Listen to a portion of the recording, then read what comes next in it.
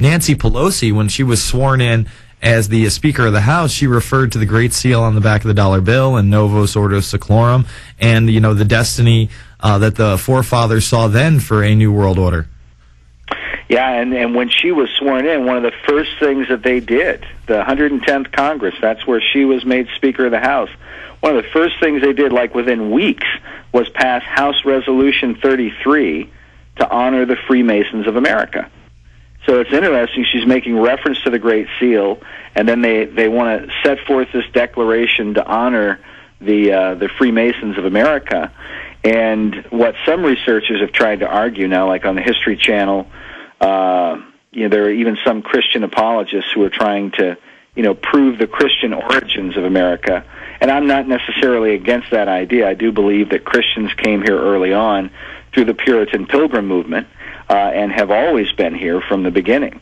Our contention is that they were not alone, that you had these occult groups, and many of these guys were pretending to be Christian when they weren't really. It sounds like today.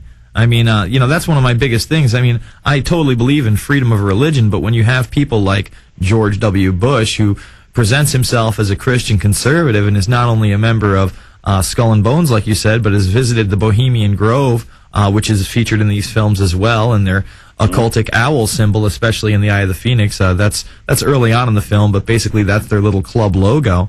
And he presents himself as a Christian conservative, and so many people who would fancy themselves as conservatives and Republicans and Christians actually believe that that's his religion, and it's anything but.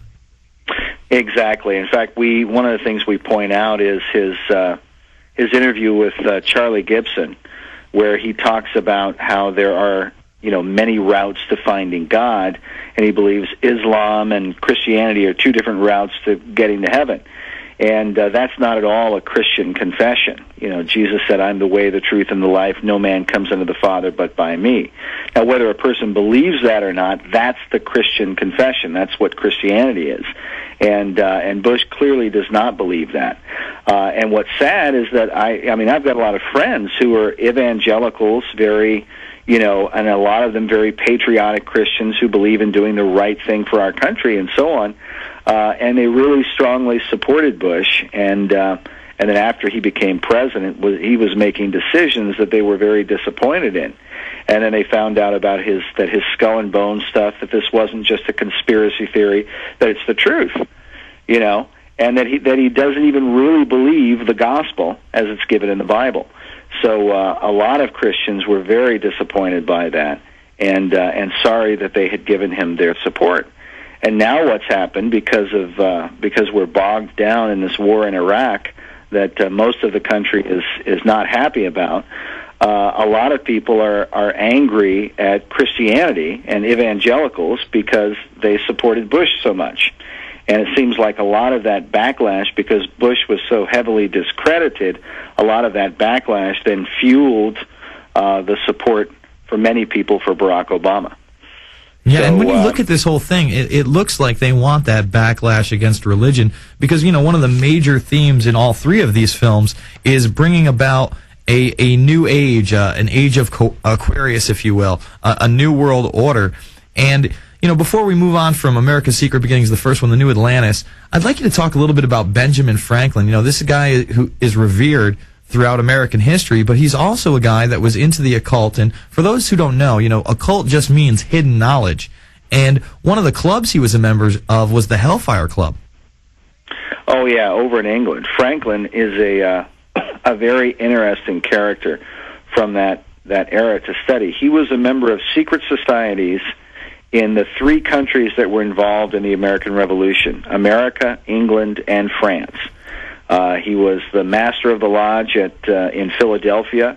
Then he goes to France, and he's initiated into the Lodge of the Nine Sisters there in Paris, and he becomes lodge master there. He eventually initiates Voltaire, the great French writer from that era, and you had prominent Freemasons and revolutionaries.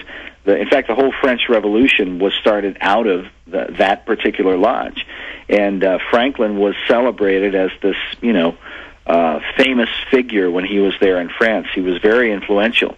And then he goes to England, and with a good friend of his, a guy named Sir Francis Dashwood, who was a member of the House of Commons, a member of the House of Lords, the close advisor to King George III, who was the king that the American colonists rebelled against in the American Revolution. And he's a part of this secret group there in England called the Hellfire Club. All right, they folks. take part in these orgies and you know, getting drunk and mocking Christianity and apparently worshiping Satan, according to the reports. And it gets even worse than that. I mean, the foreign press said they found corpses of young children in his backyard. It's the InfoWarrior with Jason Bermas. I take the vow. All right, folks, we are back. It's the InfoWarrior with Jason Bermas, and if you just caught the tail end of the last segment, I was discussing Benjamin Franklin, his relationship to secret societies and the Hellfire Club.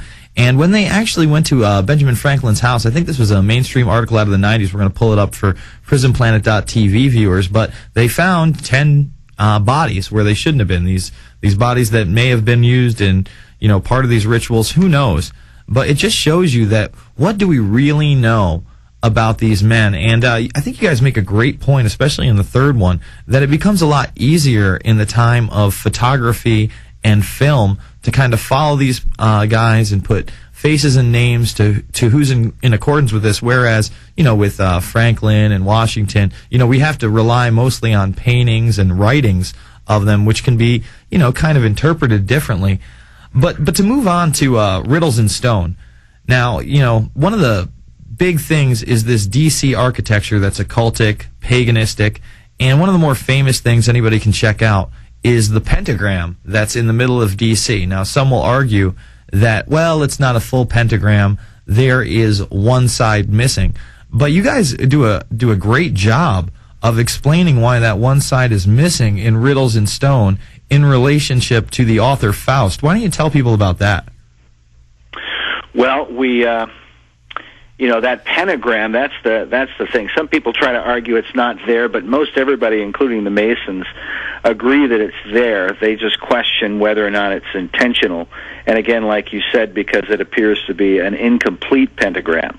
And there's several explanations. One of them, the one that I think seems to be the most detailed, comes from Manly P. Hall, who the Masons call, you know, their greatest philosopher according to their own writings. But Hall, in his book, The Secret Teachings of All Ages, gives a list of the variant uses for the pentagram.